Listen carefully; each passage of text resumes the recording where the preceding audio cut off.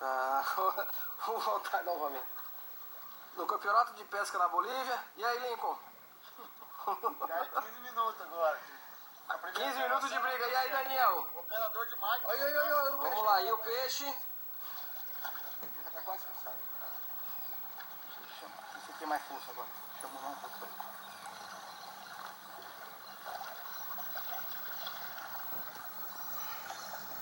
Tirar, vamos levar o troféu para Rio Branco.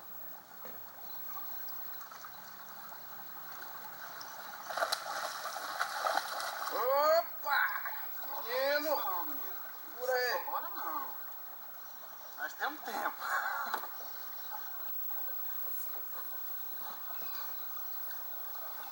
Não tem um problema de tempo. Não, meu irmão. Ele tá na corredeira, bicho. Só o pelo dele pra puxar. Ele tá morto, mas se ele chegar Vamos lá, perto, vamos tirar ele da água agora. puxa um pouquinho, puxa um pouquinho. Peraí. Facção, peraí.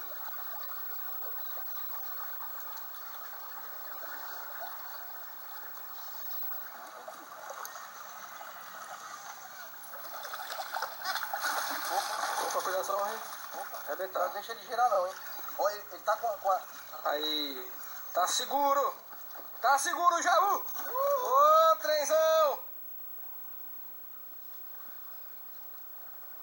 Vamos lá, quantos quilos aí? Parabéns!